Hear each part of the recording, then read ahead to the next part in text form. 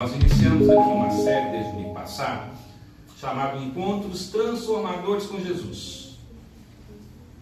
Pretendemos, assim, pela graça de Deus, expor aos irmãos algumas passagens bíblicas do Evangelho onde Jesus teve encontros especiais com pessoas.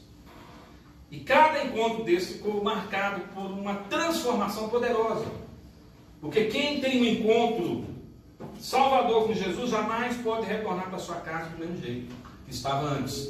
Pessoas são transformadas, caráteres são mudados, pessoas são curadas, são libertas, têm seus olhos, a vista restaurada, paralíticos andam, surdos passam a ouvir, mudos a falar, endemoniados são libertos. São vários encontros. Eu contei mais de 30 encontros desses especiais só nos evangelhos. Sem falar naquelas pessoas que os evangelistas não registraram, que o Espírito Santo não registrou das Sagradas Escrituras, porque o apóstolo João, de uma forma até mesmo hiperbólica, um pouco exagerada, mas ele disse no final do seu evangelho que se ele fosse registrar todos os milagres de Jesus, não caberiam em todos os livros da sua época. Então, certamente, esses relatos que nós temos nos evangelhos foram selecionados em centenas de encontros que Jesus provavelmente deve ter tido ao longo do seu ministério. Esses encontros que nós vamos analisar aqui foram especiais, selecionados pela mente do Espírito, para que nós pudéssemos então ter acesso a essas histórias maravilhosas. No terceiro capítulo do Evangelho de João, Jesus Cristo encontra um líder prestigiado do sistema civil e religioso, um homem de moral extremamente elevada. No capítulo seguinte, o capítulo 4, ele vai encontrar-se agora com uma intrusa social. É um contraste de um homem que era reconhecido na comunidade de Israel, dentro do Sinédrio, um presbítero com autoridade e com fama de bom religioso. Jesus encontra com ele no terceiro capítulo. E no quarto capítulo, João narra que Jesus vai encontrar com uma mulher de má fama, uma marginalizada, que por acaso, essa pessoa não somente é marginalizada, mas é mulher. Homem privilegiado, mulher marginalizada. Ambos os textos, irmãos, são bastante conhecidos de muitos cristãos. Quem nunca leu, quem nunca ouviu uma mensagem, um sermão falando de Maria, da uma mulher samaritana, ou falando de Nicodemos, o mestre Nicodemos. Capítulo 3 e o capítulo 4 de João dispensa apresentações. Nós todos cristãos conhecemos, mas sempre há possibilidade de nós explorarmos e descobrirmos uma coisa nova para os nossos dias de hoje, para esta noite. Por quê? Porque a palavra de Deus ela é viva, ela é eficaz, ela é dinâmica, ela se renova dentro de nós. Então, cada vez que nós ouvimos a palavra sendo pregada com fidelidade, Deus produz algo novo dentro de nós. Então hoje nós vamos examinar o encontro desses dois personagens. Não é por acaso que nós juntamos dois personagens, a mulher samaritana e Nicodemos com Jesus, porque eles têm contrastes, mas eles também têm pontos em comum. Tem coisas que eles se conflitam, mas em outras coisas eles se convergem. Certamente deve haver um motivo para esses dois encontros aparecerem um após o outro neste evangelho.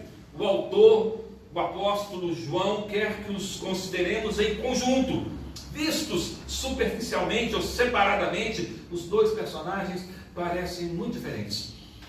E suas circunstâncias são tão díspares que, à primeira vista, tem-se a impressão, irmãos, que não poderiam ter nada a ver um com o outro. Mas, todavia, o autor nos leva a indagar, por diferentes que sejam o privilegiado e a marginalizada, o que eles têm em comum. Porque se eles têm algo em comum, então todos nós também temos. Uma coisa que eu já posso adiantar para os irmãos, o que eles têm em comum? O que tem em comum Nicodemos com a mulher samaritana, que nós nem sabemos o nome dela, tão marginalizada que ela, nem nome tem na Bíblia. Os dois são pecadores. Os dois precisam de Jesus.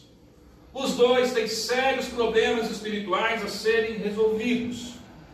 É impossível, irmãos, falar desses encontros sem tratar do assunto que une o pecado. São pecadores. Assim como nós que estamos aqui nesta noite também somos pecadores e precisamos muito da graça de um encontro transformador com uma pessoa do nosso Salvador. As palavras pecadoras carregam muito bagagem cultural. Nos dias atuais, as pessoas ficam horrorizadas, até ofendidas, quando são chamadas de pecadoras. Mas é esse o título que a Bíblia dá ao homem caído: pecador, pecadora. Martim Lutero, grande reformador, ele certa vez, nos seus escritos, ele escreveu: eu, este terrível pecador que sou. Todos nós somos, irmãos, e todos nós precisamos de ter um encontro transformador com o Senhor Jesus. A compreensão bíblica adequada do pecado, ela é radical e abrangente. A Bíblia não maqueia o pecado. A Bíblia não romantiza o pecado. A Bíblia não atenua a palavra pecado, as suas consequências, as suas raízes. Ao contrário, a Bíblia é radical e ela nos apresenta que o nosso maior problema, aquilo que nós mais carecemos, é de uma solução que providencie redenção, perdão para os nossos pecados, porque é isso que nos afasta de Deus. Esta é a questão central das duas histórias. Nós vamos tratar aqui de dois pecadores que tiveram encontros transformadores maravilhosos com o Senhor Jesus. A primeira delas, de trás para frente, então, vamos falar aqui da mulher samaritana. Mulher samaritana, ela se apresenta diante do Senhor Jesus, e Jesus tem um momento de fraqueza humana natural. Ele teve sede. Já pensou? O Filho de Deus, Deus criador dos céus e da terra, Deus criador dos rios, criador dos mares, criador dos céus, criador da natureza terrena, dos animais, das aves, dos répteis, dos peixes. Um dia ele esteve entre nós e ele teve sede.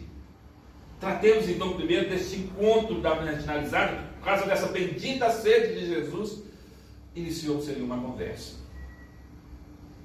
O encontro com uma mulher junto a um poço é narrado lá em João 4. Jesus está viajando com seus discípulos por Samaria. Ele está descendo, passando pelo meio da cidade de Samaria, se bem que ele não precisava passar por Samaria. Não era a rota natural de viajantes que saíam da Judéia e desciam para a Galiléia. Mas o apóstolo João, ele diz que foi necessário passar em Samaria. Que necessidade é essa? É como nós tivéssemos que sair, por exemplo, aqui da nossa região, do bairro Guarani, indo para o centro, mas de repente resolvêssemos passar pela Pampulha. O que tem a ver Pampulha com a nossa direção, onde nós estamos aqui, no bairro Guarani, indo para o centro de Belo Horizonte? Não tem nada a ver. Não é caminho. Aliás, é volta. Jesus, ele deu uma volta para encontrar com essa mulher. E o texto diz, então, a partir do versículo 7 de João. Eu vou ler aqui, você pode abrir sua Bíblia e acompanhar também.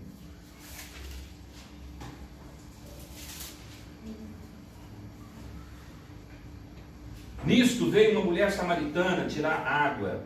Disse-lhe Jesus: dá-me de beber, pois seus discípulos tinham ido da cidade para comprar alimentos.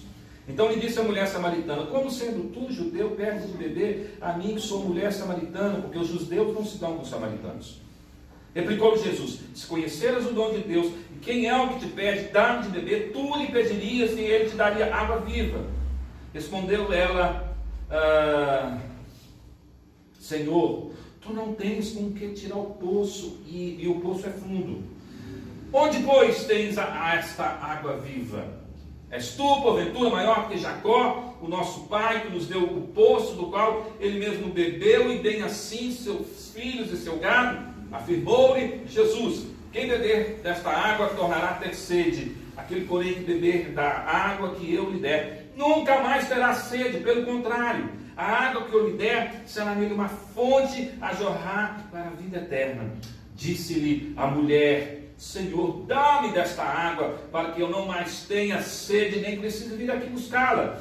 Disse-lhe Jesus: vai, chama teu marido e vem cá. Alguém respondeu à mulher: não tem marido. Replicou-lhe Jesus: bem disseste, não tenho marido, porque 5 maridos já tivestes, e este que agora tens não é teu marido. Isso disseste com verdade. Irmãos, Jesus está aqui muito cansado, sedento. É por volta de meio-dia. Ele para em frente a um poço. A cidade está deserta. Nessa hora as pessoas estão cuidando do almoço, estão em casa. Aquela pequena vila ali, aquela pequena cidade de Samaria estava deserta. Seus discípulos foram providenciar suprimentos, alimentos. Provavelmente foram ao mercado da cidade. E Jesus ficou sozinho. E de repente chega uma mulher, que era algo inusitado, tirar a água ao meio-dia. Geralmente, isso em qualquer lugar do mundo, mas principalmente ali naquela cultura de Samaria, o costume é que aquelas mulheres iam para os poços, lembrando que o serviço de água era assim, as pessoas tiravam, como antigamente na roça, né? Tiravam a água do poço para suprir as necessidades do lar, da casa, lavar a casa, lavar a vasilha, fazer comida, né? Tomar água, tomar banho, lavar as roupas. E as mulheres tinham o costume de fazer isso logo pela primeira hora do dia. Isso que era o mais natural. Às 7 horas da manhã, às 8 horas da manhã, provavelmente esse poço estava repleto de mulheres que levavam lá seus baldes e tiravam água e faziam aquele transbordo da água para as suas casas. Mas esta mulher, inusitadamente, a mulher samaritana, ela ia ao meio-dia. E a explicação por que ela ia ao meio-dia, penso eu, encontra-se aqui no fato de que Jesus a revela que ela, não somente aquele homem com quem ela vivia, estava vivendo em adultério, não era seu marido, portanto, era um relacionamento ilícito, um relacionamento proibido, mas ela já havia tido 5 maridos. Ok, 5 foram até legítimos. Não sei em que, a Bíblia não traz detalhes. Eu não sei em que circunstâncias cada casamento desse se desfez para que o outro começasse. Se ela era viúva de 5 homens. Se ela era viúva de 5 homens também, que, vou te falar uma coisa, né? O quinto homem que casou com aquela mulher era maluco, né?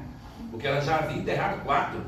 Né? Então, não sei se ela era viúva, se eles haviam abandonado, se havia divorciado. Mas o fato é que Jesus sabia de todos os detalhes íntimos da vida daquela mulher, sem nunca ter conversado com ela. Porque ele sabe todas as coisas. E ele, então, revela isso. Provavelmente aquela mulher não era só marginalizada porque era samaritana, mas ela era também marginalizada entre os seus, entre a sua comunidade, entre as suas vizinhas, entre aquelas que talvez um dia foram suas amigas, quem sabe chegadas, e ela, por vergonha, por constrangimento, para não confrontar face a face com pessoas que não queriam a ela bem, ela ia justamente no horário que ela tinha certeza absoluta que nenhuma mulher da cidade se dirigia para o poço ao meio-dia para retirar a água. Ela só não contava que havia na agenda do Deus Eterno, programado para aquele dia, naquele horário, um encontro transformador, maravilhoso com a pessoa do Senhor Jesus. Jesus então se reporta a ela, dizendo: dá-me um pouco de água. Irmãos, aqui nós temos paradigmas sendo quebrados. Primeiro, um judeu realmente não conversa com o samaritano, e vice-versa, são inimigos. Segundo, um homem não conversa com uma mulher.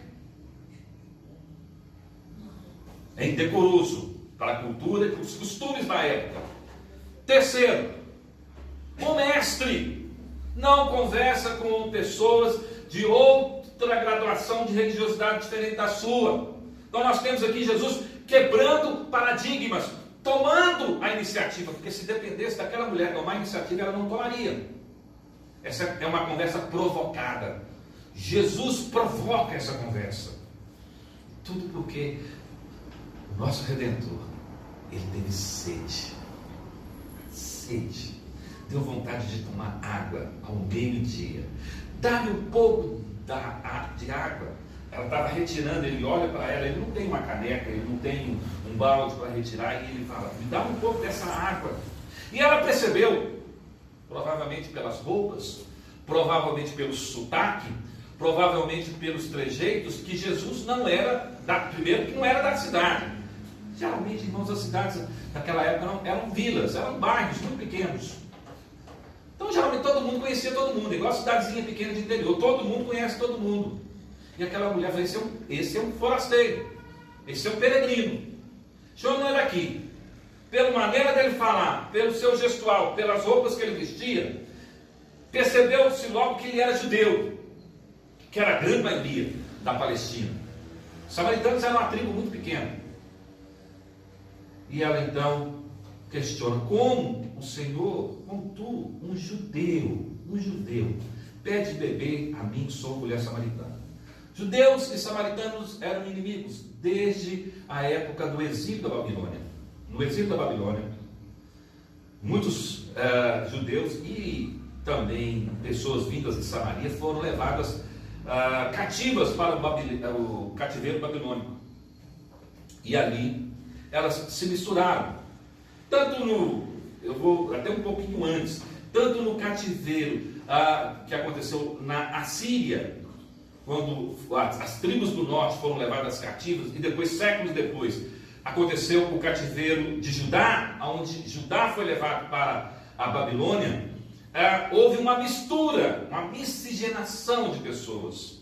E aí os samaritanos, eles eram mais liberais. O judeu um pouco mais conservador, só casava judeu com judeu.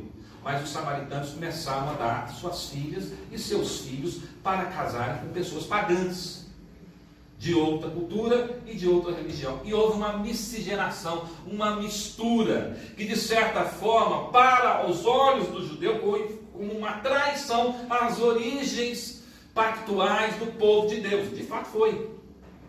Então, para os irmãos entenderem que o judeu olhava de cima para baixo para o samaritano como sendo não mais uma raça pura, né? Um pedigree, desculpe usar a expressão, mas um pedigree puro. Agora estão misturados, viraram vira-latas.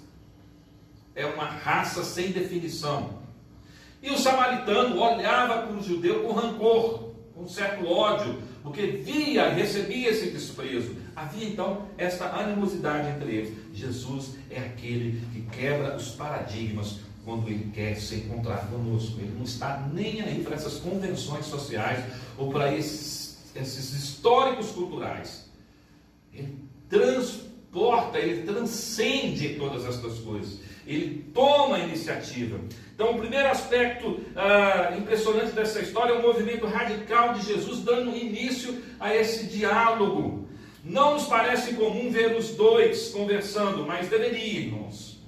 É um escândalo para a época. Tanto é que quando os discípulos chegam e eles percebem que Jesus está com esta mulher conversando, eles ficam escandalizados. Eles não falam nada, com medo de repreensão, mas eles ficam incomodados. Mas Jesus está ali com uma missão especial.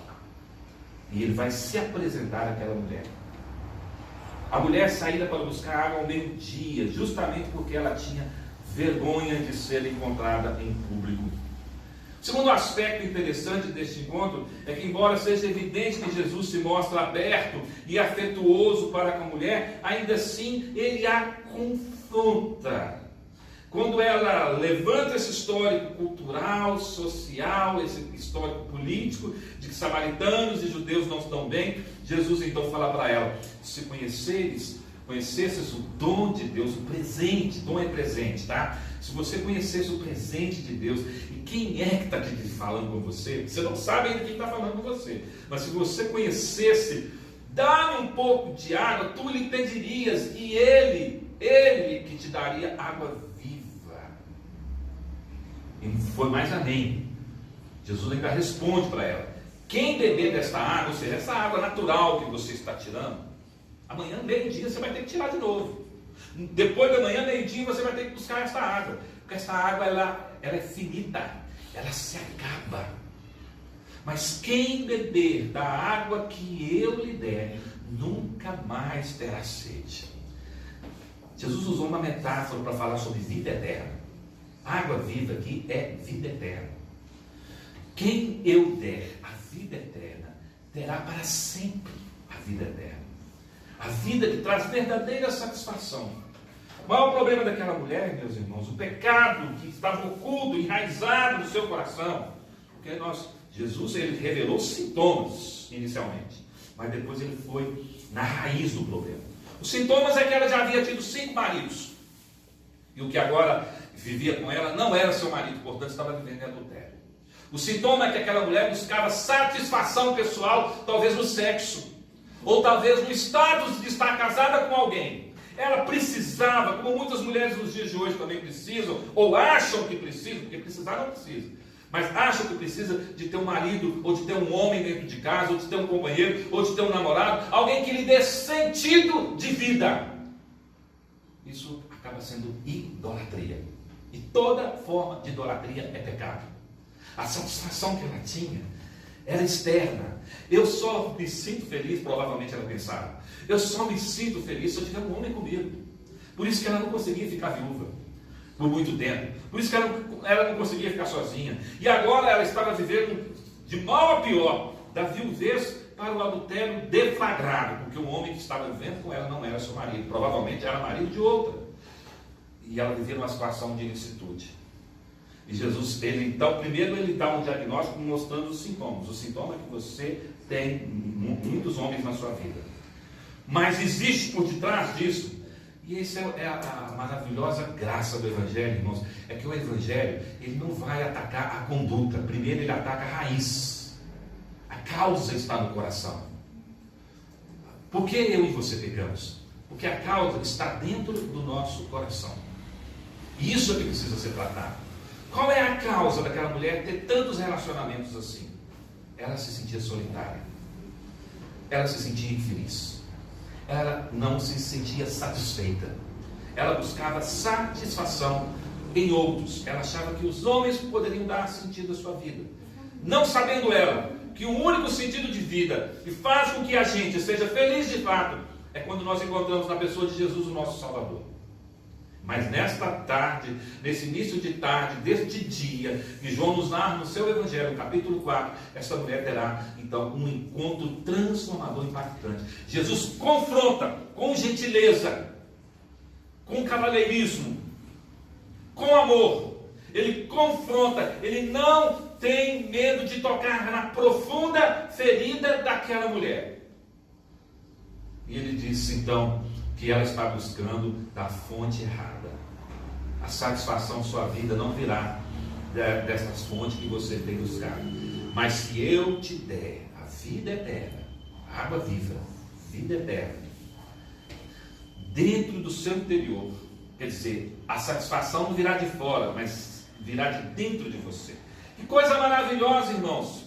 Todos nós somos levados a um encontro com Jesus, aonde, quando fomos nascidos de novo, e isso que nós vamos ver daqui a pouco em Nicodemos, quando fomos nascidos de novo, nossa vida tomou sentido de existência. E agora, se você é um cristão regenerado, um cristão nascido de novo, um cristão que bebeu da água da vida, você tem um rio de água viva, vida eterna, jorrando dentro de você, dando sentido à sua existência. Interessante, Jesus não está apenas dizendo que tem a oferecer algo que nos salva a vida. Ele também está revelando que a sua oferta satisfaz por dentro. Jesus, ele diz, a minha água, se você a obtiver, haverá de se tornar uma fonte de águas em você, jorrando para a vida eterna. Todos os dias da sua existência serão supridos com esta satisfação maravilhosa. Tem um corinho que fala que satisfação é ter a Cristo, não há melhor prazer já visto. E é verdade. Esta é a verdadeira satisfação que vai dar sentido de vida para aquela mulher. Aquela mulher sai dali. Ela volta lá, vai para a cidade. Aquela mulher que tinha vergonha de ser confrontada com o público, ela agora vai atrás do público. Ela vai atrás dos seus conterrâneos. Ela vai atrás de suas vizinhas, ela vai atrás dos seus amigos, ela vai atrás dos seus inimigos, e ela anuncia, eu encontrei o Redentor, o Messias, o Salvador, vem e vede vocês também. Ela anuncia o Evangelho, ela mal recebe o Evangelho, como ela já sai a anunciar com grande alegria. Por quê? Porque ela agora encontrou satisfação da sua vida, ela encontrou razão.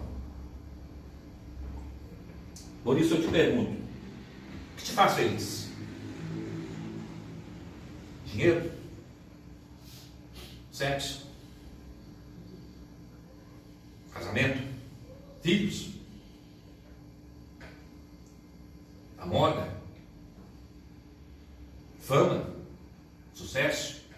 Uma carreira de sucesso? O que te faz feliz? O que te dá real satisfação na vida? Invariavelmente, você responderá pensando em algo que é externo. Alguns de nós têm esperança firmada no amor romântico. Quando eu me apaixonar, encontrar aquele amor romântico, isso vai dar satisfação para a minha vida. Outros na carreira profissional. Porque se eu passar nesse concurso público, ou porque se eu conseguir essa promoção, aí sim eu serei feliz. Alguns na política, ou em uma causa social, e alguns no dinheiro e nos benefícios que ele traz. Mas o que quer que o faça dizer, se eu tiver tal coisa, se eu chegar lá, então saberei que sou importante, então saberei que tenho significado, então saberei que tenho segurança. Provavelmente é algo exterior a você. Entretanto, Jesus diz que não há nada fora de você capaz de satisfazer de verdade, a sede existente no fundo do seu interior. Para continuar um pouco mais com essa metáfora, você não precisa de água respingada do rosto, mas sim da água que vem de um lugar em você ainda mais profundo que a própria sede. E Jesus declara: posso dá-la a você, posso colocar dentro de você, posso lhe oferecer satisfação absoluta, incomensurável no âmbito do seu ser, independentemente do que acontece ao lado de fora e das circunstâncias. Irmãos, alguma coisa nos impede de ouvir o que Jesus está falando, e acredito que seja o fato da maioria de nós não ser capaz de reconhecer a sede da nossa alma pelo que ela é. Enquanto acredita haver uma probabilidade muito boa de concretizar alguns dos seus sonhos, enquanto você achar que ainda pode ter sucesso, você experimenta seu vazio interior como um impulso e a sua ansiedade como uma esperança. Dias melhores virão. Assim, pode manter-se quase completamente alheio à profundidade real de sua sede. A maioria de nós diz a si mesmo que permanecemos insatisfeitos por não sermos capazes de alcançar nossos objetivos. Podemos viver quase a vida inteira sem admitir para nós mesmos a profundidade da nossa sede espiritual. Mas, glória a Deus, se Deus nessa noite tocar em você e colocar em você essa reflexão para que você pergunta, para que você possa refletir dentro de você: eu tenho sede de Deus. Você continua com sede de Jesus? Ou foi só naquele dia que Ele te encontrou? Como é que está a sua vida? De fato, Jesus tem passado na sua mente uma coisa mais importante da sua existência? Estar ao lado dele, perto dele, servindo a ele, recebendo dele, comungando com ele, é a coisa mais importante da sua vida. Se de fato isso for a coisa mais importante da sua vida, você é uma pessoa sedenta. E essa é uma sede que ele supre, mas que ela se renova também. Sede da presença de Deus. Sede da comunhão com Ele. Todo mundo tem de viver em função de alguma coisa, mas Jesus argumenta que se não for Ele essa coisa, você se desapontará. Vai desapontar com amor romântico. Vai correr atrás do dinheiro a vida inteira, e se um dia eu conseguir alcançá-la, vai ver que aquilo ali não vai satisfazer você. Vai correr atrás de fama, de sucesso, de empreendedorismo. Vai correr atrás de uma carreira e vai se frustrar. E essas frustrações, irmãos, são porque nós estamos direcionando a nossa sede para o objeto que não pode supri-las. Só Jesus pode suprir a nossa sede de existência, a nossa sede de sentido de vida. Em segundo lugar, no entanto, caso você consiga se alcançá-la, ela então não lhe dará a satisfação esperada. É como se Jesus estivesse dizendo para você hoje: posso dá-la para você, posso colocá-la dentro de você, Posso lhe oferecer satisfação absoluta e incomensurável no âmago do seu ser, independentemente do que acontece do lado de fora e das circunstâncias. Mas a menos que você me adore, a menos que eu seja o centro da sua vida, a menos que você esteja tentando matar a sede espiritual por meu intermédio e não por meio dessas outras coisas, a menos que você enxergue que a solução ela deve vir dentro, em vez de apenas passar para o seu exterior. Então, o que quer que você adore, como essas coisas que nós mencionamos aqui nesta noite, vai desapontar você no final. Mas Jesus não. Jesus não nos desampara. Eu afirmei que costumamos esquecer quando estamos sedentos por acreditarmos que realizamos nossos sonhos. E quando isso acontece, é fácil deixar Jesus para trás. Mas a mulher junto ao poço não tem essas ilusões, de modo que a isca está posta no anzol. Na mesma hora ela pergunta a Jesus: que água viva é essa? Podes me dar desta água? Então ele vira a mesa e diz: vá buscar seu marido, mulher. Ao que ela responde: eu não tenho marido. Tem razão, conclui Jesus, concordando com ela. Você já teve 5 maridos. E o homem que vive com você neste momento não é teu marido. O que Jesus está fazendo aqui, irmãos? Certamente temos uma mulher com seu longo e sórdido histórico sexual, alguém que se enquadra no entendimento tradicional de pecador. O intuito de Jesus é humilhá-la? Jamais, não. Se isso fosse verdade, ele jamais teria quebrado as barreiras sociais da respeitabilidade e iniciado aquela conversa com ela, com tanta gentileza como fizeram.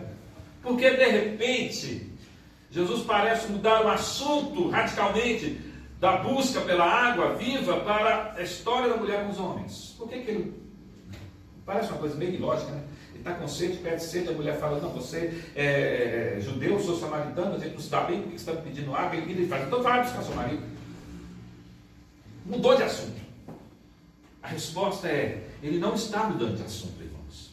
Ele a provoca quando diz: se quiser compreender a natureza espiritual desta água viva que eu ofereço, você primeiro necessita entender como a tem buscado em sua própria vida, buscando satisfação fora de você e fora de Deus, vem tentando consegui-la por meio dos homens, e não tem dado certo, não é? Sua necessidade de homens a está comendo viva, e isso nunca terá fim. Nesse ponto, chocada com a percepção, o conhecimento que ele demonstra sobre sua vida, a mulher responde: Senhor, tu és um profeta. Então faz a ele uma das maiores questionamentos teológicos possíveis. Nós adoramos neste templo aqui. Os judeus adoram no templo de Jerusalém. Quem é que está certo? No versículo 21 a 24, Jesus responde com um parágrafo extraordinário que poderia ser resumido assim: está chegando a hora em que não haverá a menor necessidade de um templo físico para se ter acesso a Deus. Em outras palavras, ele está dizendo: eu sou esse acesso. Quem tem Jesus, irmãos, acessa a Deus a qualquer hora, em qualquer lugar, em qualquer circunstância, em qualquer momento. Nós não precisamos de um templo físico. Aquela mulher não precisa mais estar preso à sua tradição religiosa. Ela não precisa mais estar preso a essa dependência sexual, a essa dependência emocional, sentimental, de estar sempre com um homem ao seu lado. Ela não precisa mais se esconder para buscar água ao meio-dia. Ela pode levar uma vida santa a partir de agora, uma vida transformada, uma vida centrada naquele que pode dar real felicidade e real prazer e sentido de existência, a pessoa de Jesus que está de frente a ela. Impressionada, então, ela responde: quando o Messias vier, explicará todas essas coisas para nós. Ela conhecia bem da escola dominical, da religião dela, mas Jesus finalmente solta uma notícia estrondosa, uma bomba. Ele diz para ela, olha para ela e fala: sou eu o que está falando contigo. Isso é transformador demais. É o mesmo Jesus que falou com a mulher samaritana, é que hoje está aqui falando com você através dessa mensagem. Sou eu que falo contigo. Eu posso suprir todas as suas necessidades. Eu posso dar razão à sua existência. Você pode encontrar a verdadeira felicidade numa fonte que vai jorrar eternamente por rios de água viva dentro de você. Sou eu, Jesus. Nos voltamos agora para o segundo personagem, Nicodemos. Nicodemos aparece no encontro com Jesus também, de uma forma muito diferente da mulher samaritana.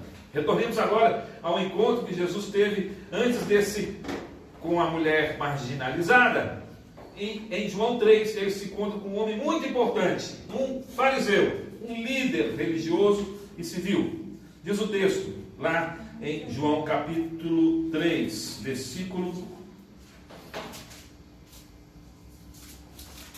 a partir do versículo 1.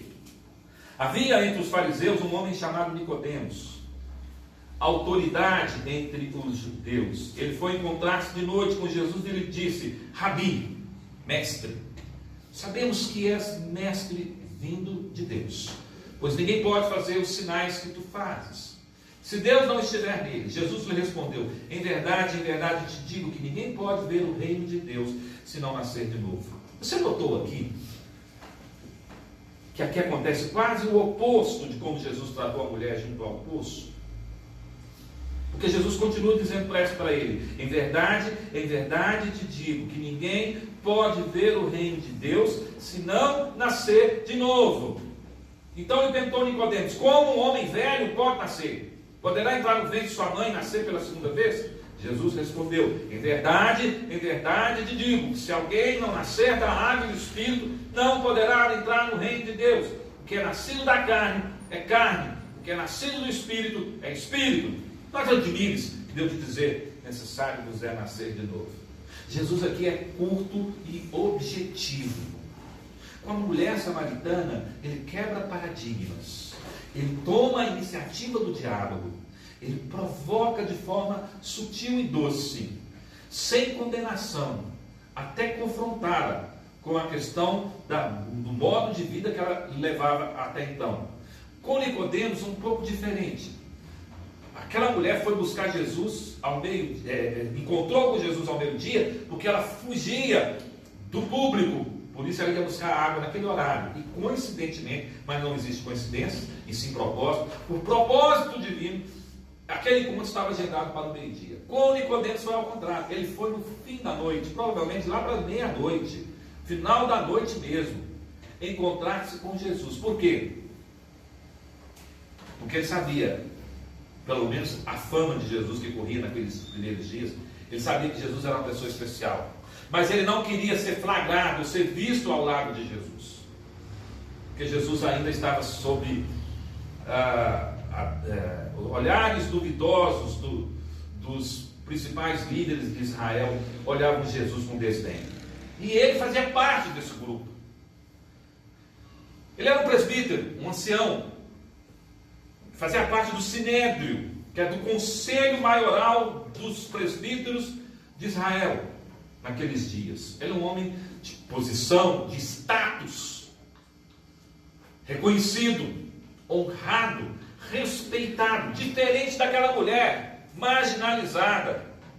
Nicodemos está no topo da escala social dos seus dias. Era um homem rico, tinha poder. Mas Jesus trata ele de uma forma impressionantemente fria. Ele chega todo cheio de gentileza. A forma como ele aborda Jesus de uma forma educada. Ele começa com um tratamento de honra: mestre, sabemos que és mestre, vindo de Deus, pois ninguém pode fazer os sinais que tu fazes se Deus não estiver nele. E Jesus, sem pestanejar um minuto sequer, um segundo sequer, Jesus olha para ele e fala assim: tudo bem, mas você precisa nascer de novo. Você precisa nascer de novo. Jesus usa uma metáfora: nascer de novo. É daqui que vem esse termo, hoje tão carregado de significado. Quando nós vemos um acidente de carro, dessa semana teve alguns noticiários, um carro, um Corolla, por exemplo, ficou totalmente destruído numa batida aqui em Belo Horizonte, e o motorista saiu ileso, praticamente sem nenhum arranhão. O repórter virou e falou assim: você nasceu de novo. Essa expressão nascer de novo é uma expressão usada para pessoas que tiveram um evento cataclismático, um evento de grandes proporções, em que elas experimentaram, viram a morte de perto. Hoje em dia também é comum acreditar que pessoas nascidas de novo são diferentes da maioria de nós. Mais emocionais ou mais derrotadas, como viciados em drogas ou pessoas emocionalmente estáveis. Alguém estava entregue nos vícios das drogas, no vício da bebida, de repente foi liberto, está vivendo agora uma nova vida. A gente fala, nasceu de novo, saiu lá da ralé, saiu lá do meio da criminalidade, saiu lá no meio do tráfico de drogas, saiu lá no meio das bebidas, da prostituição, das drogas. É como se ela nascesse de novo. Entretanto, pouco se usa falar nascer de novo para alguém que tem um status, um currículo tão rico como é o de Nicodemos. Ele é um príncipe de Israel praticamente, porque ele faz parte do Sinédrio. Ele é um homem de alta posição, um homem de religiosidade reconhecida. Nicodemos também é mestre. Jesus vai fazer Nicodemos, eu fico impressionado com o que eu estou te falando, você não compreende, sendo você mestre em Israel, você deveria estar dando aula dessas coisas, e no entanto, é necessário você aprender do zero, o básico do básico. É preciso nascer de novo. Isso provavelmente deve ter ofendido a Nicodemos na primeira vista, porque ele responde a Jesus com uma indignação, como um homem, uma indignação e ignorância, porque ele não compreendeu o sentido metafórico e espiritual da expressão nascer de novo. Ele levou ela ao pé da letra, literalmente. E ele, indignado, ele fala, Jesus, como um homem velho, como eu, pode nascer de novo. Porventura, tem como eu entrar dentro do ventre da minha mãe? Ele estava pensando em nascimento biológico. Jesus estava falando de nascimento espiritual. Talvez seja para quem tem falta de autoridade e estrutura na vida, por isso se junta a movimentos religiosos, autoritários e controladores. Alguém pode pensar, nascer de novo é para gente assim, gente da ralé, gente que não tem pedigree espiritual, gente que está perdida neste mundo, gente que experimentou a morte, viu a morte de perto. Nascer de novo, para muitos, então, em outras palavras, é para determinado tipo de gente, mas não é para mim. Eu não preciso nascer de novo. Ora, eu fui criado na igreja evangélica, nasci num berço evangélico, meus pais eram crentes, cuidaram de mim, eu sou um frequentador da igreja desde pequenininha, escola dominical, cultos, sou dizimista, sou uma pessoa fiel, assíduo à igreja. Nascer de novo não é para mim não, nascer de novo é para aquela mulher prostituta que está ali no boteco, rodeado de homens. Nascer de novo é para aquele jovem que está envolvido com as drogas. Nascer de novo é para aquele outro homem ali que vive dando golpes. Nascer de novo é para essa gente pecadora. Eu não preciso nascer de novo. Foi o que pensou Nicodemos. E Jesus vai mostrar que o pecado de Nicodemos é tão igual ao pecado da mulher samaritana, com uma sutileza. A mulher samaritana, ela busca satisfação fora de si, em outros. Nicodemos busca satisfação dentro de si. É a autossatisfação. Olha como eu estou satisfeito comigo. Sou um líder, sou um presbítero, sou um mestre, sou alguém reconhecido. Vou me encontrar com Jesus porque ele está ficando famoso, mas vou mostrar para Jesus quem sou eu. Que é uma honra para Jesus ter a mim como seu convidado. Ah, que privilégio é de Jesus ter um mestre de Israel aqui para conversar e dialogar coisas teológicas com ele, discutir teologia no mais alto nível com Jesus. E Jesus veio, Nicodemo, para aí, viu? Pode parar. Você precisa nascer de novo. E não deu muitas explicações. Você é mestre de Israel, decifra isso aí, Nicodemos. O que Jesus diz? Com este prestigiado, porque aquele é marginalizado, este aqui é o privilegiado.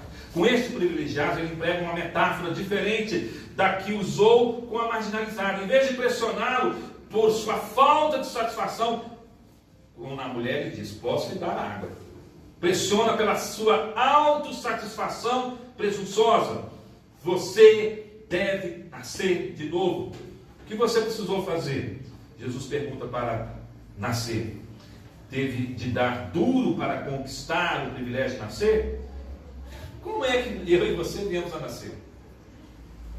Foi algo absolutamente fora do nosso controle.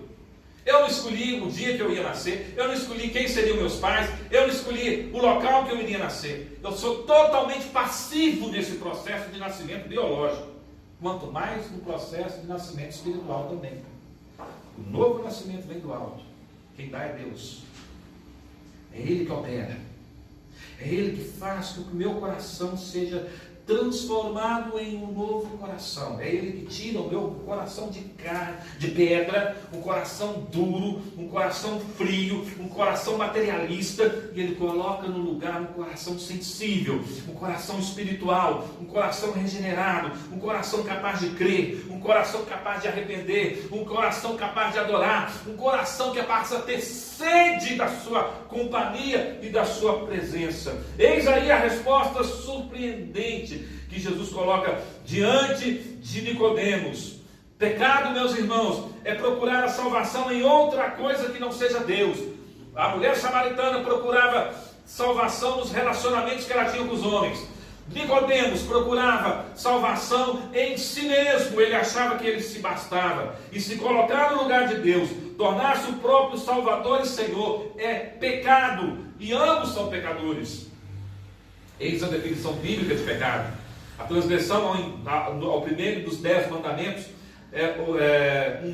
um modo de fazer isso é infringindo todas as regras morais de buscar pelo prazer e pela felicidade.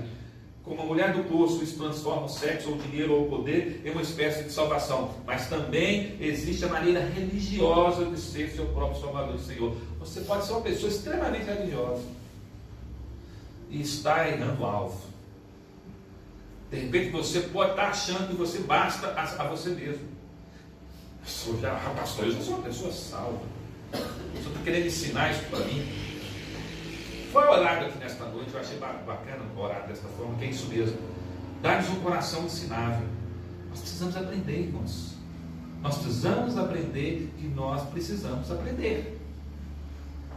Que nós estamos aqui todos no mesmo nível. Talvez uns com um conhecimento um pouco melhor que os outros, mas todos aqui buscamos o mesmo encontro com Jesus. Ele é o nosso mestre. Ele tem muito a nos ensinar. E nós precisamos aprender com Ele. Pecado, então, é procurar salvação em outra coisa que não seja Deus. Portanto, como nós podemos observar aqui nesta noite, Nicodemos e a mulher samaritana são igualmente pecadores. E ambos são necessitados da graça. Ele diz: em verdade digo, se alguém não nascer da água e do Espírito, não pode entrar no reino de Deus. O que é nascido da carne é carne, o que é nascido do Espírito é Espírito. Não te admires que eu te dizer, necessário vos é nascer de novo. A premissa é preciso nascer de novo para beber da água da vida. Este é o ponto que liga a mulher samaritana com Nicodemos. Só poderei encontrar a verdadeira satisfação da água da vida jorrando dentro de mim o dia que eu nascer de novo. E o nascer de novo vem de Deus. Mas eu posso orar e pedir ao Senhor que efetue isso na minha vida. Posso pedir e orar para que o Senhor faça com que meu filho que está fora da igreja nasça de novo. Posso pedir e orar para que Deus faça com que talvez meu marido, ou com minha esposa, que não é muito crente, ou que não é crente coisa nenhuma, possa se converter e nascer de novo. Posso pedir para que o Senhor opere dentro da minha família, dentro do meu lar, na minha casa, meus amigos, meus irmãos, meus vizinhos, e até mesmo meus inimigos, porque Jesus disse que nós devemos orar e interceder, para que eles nasçam de novo e encontrem verdadeira fonte de água viva para satisfação de todas as suas necessidades espirituais. Mas alguém ainda poderá dizer: eu não sou nenhum tipo dessa pessoa. Eu não sou nem alguém também tão religioso, mas também não sou nem alguém tão perdido assim. Talvez exista um Deus, não tenho certeza, alguém vai dizer. De qualquer forma, porém, sou uma boa pessoa, sabe? Sou alguém cumpridor dos meus deveres, isso tudo que deveria importar. Isso é mesmo tudo que deveria importar? Será mesmo, irmãos? Imaginem, vou contar uma ilustração aqui para ilustrar o que eu estou dizendo, o que eu quero levar você a pensar. Imagine uma viúva que tem um filho, o qual ela cria aquele menino sozinha, com muita dificuldade.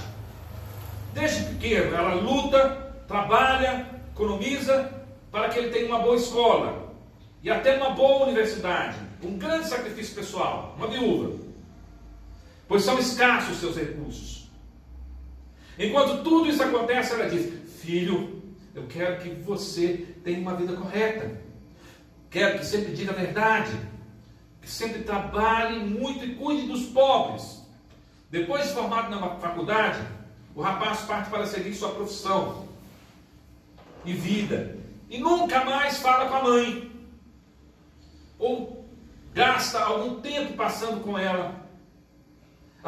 Pode ser que ele lhe mande um cartão no dia de aniversário, mas nunca telefona, nem a visita. Já imaginou um quadro assim, de ingratidão? Se você lhe perguntasse sobre o seu relacionamento com ela, o rapaz então responderia: não, eu não tenho nada a ver com ela pessoalmente, mas sempre digo a verdade, trabalho duro, cuido dos pobres, tenho que viver de uma forma correta. Isso é tudo que importa? Não! Evidentemente que não. Duvido que você se desse por satisfeito com essa resposta. Irmãos, não basta esse rapaz levar uma vida moral correta, como desejava sua mãe, sem manter nenhum tipo de relacionamento com ela. O comportamento dele é condenável, porque na verdade ela lhe dera tudo que tinha, mais do que apenas uma vida correta. O filho lhe deve seu amor e lealdade. Tem gente no mundo assim, que acha que é uma pessoa boa. Eu não roubo, eu não mato, eu não me prostituo, né? Igual aqueles meninos que estavam ontem antigamente, podia estar aqui matando, roubando, prostituindo, mas estou aqui, né, pedindo uma ajuda. Tem gente que acha assim: eu sou uma pessoa boa, não vou na igreja, não sou um religioso, também não sou uma pessoa detestável e tal, eu cumpro meus deveres como cidadão. Isso não basta, irmãos. É preciso ter um relacionamento com o Pai que te deu todas essas coisas e que te possibilitou todas essas coisas. E o pai anseia por um relacionamento com seus filhos. Não basta ser crente dentro de casa, não basta ser crente fora de uma aliança com Deus. Nós precisamos, como busca de satisfação pessoal, ter Jesus como alvo de um relacionamento verdadeiro. Jesus não chamou Nicodemos nem aquela mulher apenas para fazerem coisas boas. Agora vão e façam coisas boas. Jesus disse: vocês precisam nascer de novo, vocês precisam da água viva que eu lhe der, vida eterna. Vocês precisam de relacionamento comigo. E o que Jesus diz? Com esse prestigiado, ele prega uma metáfora diferente da que usou para marginalizar. Em vez de pressioná-lo com uma falta de satisfação, posso lhe dar água viva, pressionam para a autossatisfação presunçosa. Precisamos, irmãos, parar de recorrer a falsas formas de salvação. Nós estamos concluindo já. Precisamos da água da vida e de um novo nascimento para encontrar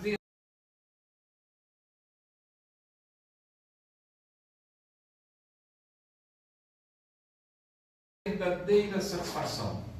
Precisamos de um encontro transformador com Jesus. E pensar que no caso da samaritana, tudo ocorreu porque Jesus teve sede. Porque por Jesus ter experimentado a sede cósmica na cruz.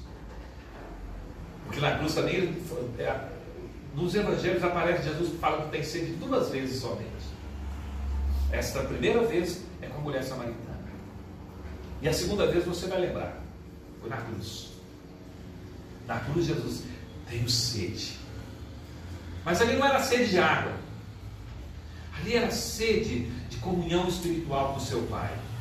Naquele momento em que Jesus estava na cruz por minha causa e por sua causa, porque ele se tornou objeto de maldição na cruz do Calvário, o Pai teve que, por algum instante, cortar a relação de comunhão prazerosa que tinha com o Filho. E isso doeu no coração de Jesus. Doeu. Porque nunca na eternidade o Filho teve um momento de separação da sua comunhão com o seu Pai. E ele então fala: tem sede. Ele tem sede, irmãos, de relacionamento com seus irmãos. Teve sede ali que lhe proporcionou uma abertura de diálogo e de salvação à vida daquela mulher samaritana. Certamente, apesar de Jesus ter respondido a Nicodemos de uma forma assim, um tanto quanto objetiva e até mesmo direta, ele estava preocupado também com a vida de Nicodemos. No final da vida de Jesus, Nicodemos e José de Arimateia são dois judeus que não votaram a favor da sua condenação. Se tornaram, ainda que à distância, mas se tornaram discípulos de Jesus. Agora, a cruz do Calvário, ele diz ter sede. Por ele ter morrido, podemos nascer de novo. Só por isso, eu posso nascer de novo, porque Jesus, meu Salvador, morreu por mim. E ele fez isso com alegria, com satisfação, porque ele já contemplava o produto, os frutos que ele iria colher na sua ressurreição. E você? Também está com sede? E você? Já nasceu de novo? E você? Já recebeu ou quer receber da água viva que o Senhor quer te dar nesta noite? Que Deus nos abençoe. Que Ele possa fazer com cada um de nós aqui um encontro extremamente transformador, como Ele teve com a mulher samaritana, como Nicodemos. Vamos orar? Vamos nos colocar em pé?